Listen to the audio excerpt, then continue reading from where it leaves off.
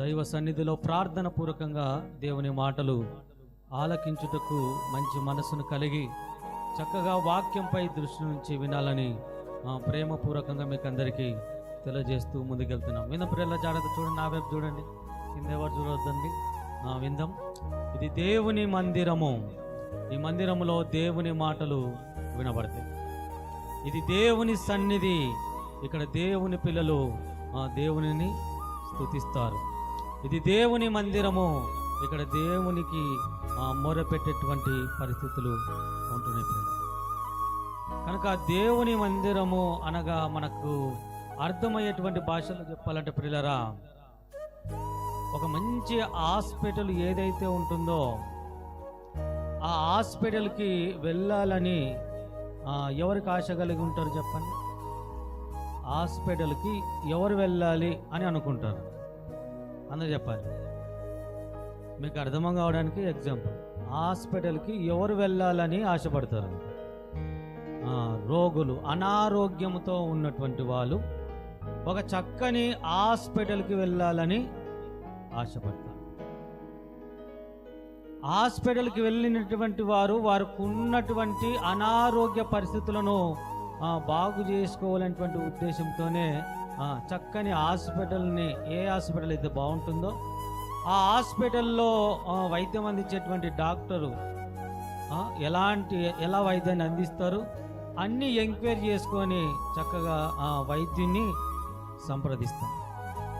దేవుని మందిరం కూడా ప్రియులరా జాగ్రత్తనండి, ఇది కూడా మనకు అర్థమయ్యే భాషలు చెప్పాలంటే ఒక హాస్పిటల్ లాంటిది.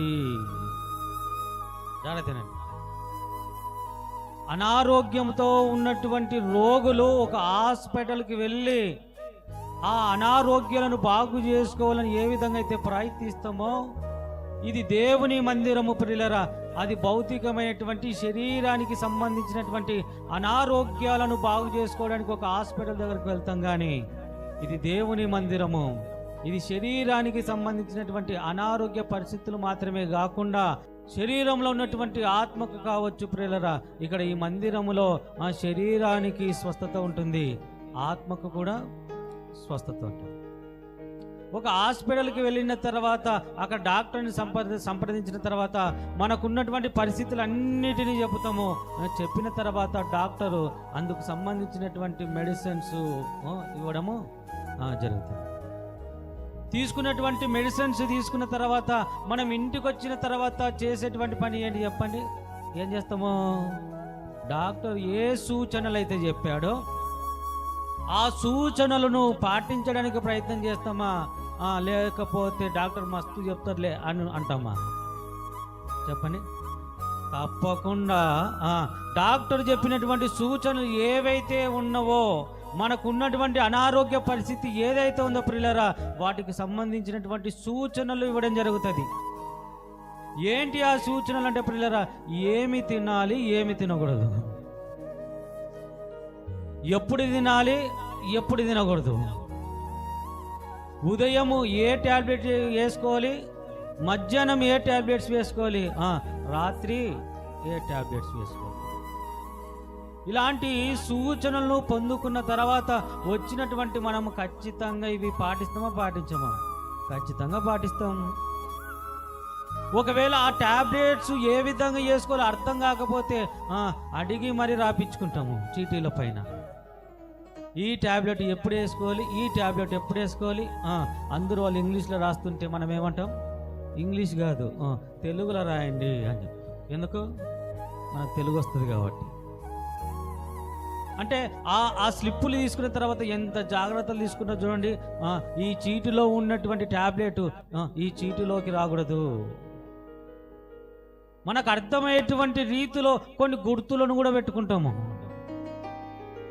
అంటే టాబ్లెట్స్ చక్కగా ఎప్పుడు వేసుకోవాలి, ఏం కథ ఏంటి అన్ని విషయాలు కనుక్కొని చక్కగా ఇంటికి వచ్చిన తర్వాత ఏం చేస్తామో అవి చక్కగా మనము వాడేస్తాం.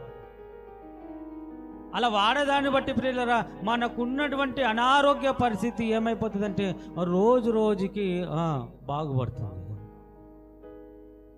ఇది భౌతికంగా మనకందరికీ తెలిసినటువంటి విషయం ప్రియులారా. ఇప్పుడు దేవుని మందిరంలోనికి వచ్చిన తర్వాత దేవుని మాటల ద్వారా మన బ్రతుకులకు ఏమొస్తాయి చెప్పండి? శరీరానికి మాత్రమే కాదు, శరీరంలో ఉన్నటువంటి ఆత్మకు సంబంధించినటువంటి రోగాలను బాగు చేసేటువంటి మాటలు. కొన్ని డాక్టర్స్ కొన్ని రోగాలకు మందులు ఇవ్వలేడు, కానీ దేవుని మందిరంలో నీకు ఏ పరిస్థితి అయినా ఉండని, ఎలాంటి పరిస్థితులైనా ఉండని, ఖచ్చితంగా మందులు ఉన్నవి, ఖచ్చితంగా మెడిసిన్స్ ఉన్నవి. మందిరంలోనికి వచ్చిన తర్వాత దైవజనుల ద్వారా మీరు వాక్యము వింటున్నారంటే ఆ వాక్యం నిన్ను ఏం చేస్తుంది తెలుసా? నువ్వు బాధలలో ఉంటుందంట. ఆ వాక్యం ఏం చేస్తుందంట? నీకు నెమ్మదిని కలుగజేస్తుందంట. వాక్యము నిన్ను రక్షిస్తుందంట ప్రియులారా. ఇక్కడ విత్తబడినటువంటి మాటలు ఏవైతే ఉన్నావో ప్రియులారా, ఈ మాటలు మన గృహాలకు వెళ్ళిన తర్వాత ఏ రోజైనా మనం ఆలోచన చేస్తున్నామా? ఆదివారము నాడు దైవ సేవకుల ద్వారా విత్తబడినటువంటి మాటలు ఏవైతే ఉన్నావో ఆ మాటల ద్వారా నేను బ్రతకాలి. డాక్టర్ ఇచ్చినటువంటి మందులను ఏ విధంగా అయితే ఉపయోగించాలి అనుకున్నావో ఆత్మకు సంబంధించినటువంటి దేవుని మాటలు ఈ భూమి మీద బ్రతుకుతున్నటువంటి మన బ్రతుకులలో సరి చేసుకోవడానికి, దిద్దుకోవడానికి ఏ రోజైనా మనం క్రైస్తవులుగా క్రీస్తు రక్తములో కడగబడినటువంటి మనము ఏదైనా ఆలోచన చేస్తున్నామా అని అంటున్నాను నేను. అర్థం చేసుకొని ప్రియులరా, ఈరోజు తీసుకున్నటువంటి జాగ్రత్తలు బాగానే ఉన్నాయి, కానీ ఆత్మీయంగా మనం తీసుకున్నటువంటి జాగ్రత్తలు బాగలేవు. వింటున్నాము, వెళ్ళిపోతున్నాం, వదిలేస్తున్నాము. విన్నటువంటి వాక్యం ద్వారా గృహాలకు వెళ్ళిన తర్వాత ఏ వాక్యం విన్నాను, ఏం చేయాలి? ఆ వాక్యాన్ని హృదయంలో భద్రం చేసుకోవాలి, ఆ వాక్యాన్ని నెమరు వేసుకోవాలి, ఆ వాక్యమును ధ్యానించాలి, ఆ వాక్యం ద్వారా నా బ్రతుకుని నేను సరిదిద్దుకోవాలి అనేటువంటి ఆలోచనలు మనలోనికి రావాలి. నిజంగా దేవుని పిల్లలుగా ఆత్మీయులుగా ఒకవేళ ఉంటే ఇలాంటి ఆలోచనలు కలిగే ఈ భూమి మీద మనం బ్రతకగలుగుతాము. డాక్టర్ మనతో మాట్లాడిన తర్వాత డాక్టర్ చెప్పేటువంటి మాట కొరకు ఎదురు చూస్తూ ఉంటాము, రిపోర్ట్స్ కోసం ఎదురు చూస్తూ ఉంటాము. డాక్టర్ ఏం చెప్తాడో, ఎలాంటి పరిస్థితి ఉందో, ఏ స్టేజ్లో ఉందో నాకు ఉన్నటువంటి అనారోగ్యము. ఇప్పుడు మన ఆలోచనల్లా డాక్టరుతో మాట్లాడేంత వరకు మన మనసు కుదుటపడదు.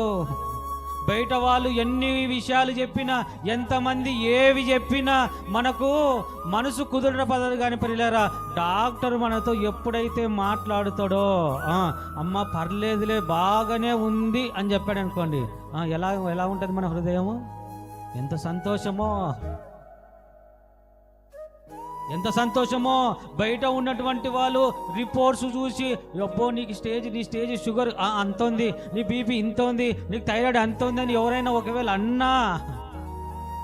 అన్నా అది కొంతవరకు ఆలోచన చేస్తే కానీ డాక్టర్ మీద ఆధారపడిపోతాము. డాక్టర్ ఏం చెప్తాడో విందాము అని డాక్టర్ కొరకు ఎదురు చూస్తాము, ఓపీ తీసుకుంటాము, గంట కూర్చుంటాము, 2 గంటలు కూర్చుంటాము, అవసరమైతే మధ్యాహ్నం వరకు అక్కడే కూర్చుంటాము. దేని కొరకు? డాక్టర్ కొరకే. డాక్టర్ రావాలి, రిపోర్ట్ చూడాలి, విషయం చెప్పాలి. అంతవరకు భోజనం కూడా సరిగా చేయము, అంతవరకు తినాల్సినటువంటి ఫుడ్ కూడా సరిగా తినలేము. డాక్టర్ వచ్చిన తర్వాత అందరం చూసేటువంటి తర్వాత మన నంబర్ ఎప్పుడు వస్తుందో అని ఎదురు చూస్తుంటాము. మన ఓపీ నంబర్ 30 40 అని చూస్తుంటే కౌంటింగ్ చేస్తూ ఉంటాము, మధ్యలో వెళ్ళిపోతూ అడుగుతుంటాము, ఎంత ఇప్పుడు నంబరు అని అడుగుతుంటాము. మన నంబర్ వచ్చేంత వరకు మన మనసు ఉంటుందా? మన దగ్గర ఉండదు పిల్లలు. ఎప్పుడైతే డాక్టర్ మన దగ్గర మాట్లాడిన తర్వాత అన్ని రిపోర్ట్స్ చూసిన తర్వాత చెప్తాడు ఏమని తెలుసా? పర్లేదమ్మా, ఖచ్చితంగా ఈ మందులు వాడగలిగితే, 1 నెల మీరు వాడగలిగితే, ఒక 2 నెలలు మీరు కంటిన్యూ చేయగలిగితే మీకున్నటువంటి అనారోగ్య పరిస్థితి బాగవుతుంది అని చెప్పాడు అనుకోండి. ఎంత ధైర్యమా లేదా? ఖచ్చితంగా ధైర్యం. అమ్మ నువ్వు రేపే చనిపోతావు అని చెప్తాడు డాక్టరు. చెప్తాడా? చెప్పడు. అలాంటి పరిస్థితి ఉన్న నిన్ను బలపరచాలనేటువంటి ఉద్దేశం, ఏం కాదులేమ్మా, పర్లేదులేమ్మా అని ఏదో ఒక విషయం చెప్పి నిన్ను బలపరుస్తాడు. ఆ డాక్టర్ చెప్పినటువంటి మాటనే ఒక ఔషధములా నీకు పని చేస్తే మనం నమ్మినటువంటి దేవుడు ఆషామాషి దేవుడా? ఆలోచన చేయండి మీరు. ఒక వ్యక్తి, ఒక సాధారణమైనటువంటి వ్యక్తి ఒక డాక్టర్ చదువుకునేటువంటి వ్యక్తి ఒక మాట చెప్తేనే మనకు ఎంత బలం వస్తుంది, ఎంత నమ్మకం కలుగుతుంది, ఎంత విశ్వాసం కలుగుతుంది. ప్రియులారా, డాక్టర్లను సైతం నడిపించేటువంటి పరమ వైద్యుడైనటువంటి మన ప్రభువైన యేసుక్రీస్తు వారు చెప్పినటువంటి మాటలను మనం మర్చిపోయామా లేదా? మర్చిపోయామో. నమ్ముటని వలనైతే నమ్మువానికి సమస్తము సాధ్యమే అని చెప్పాడు. ఆ మాట మర్చిపోయామా? మర్చిపోయాము.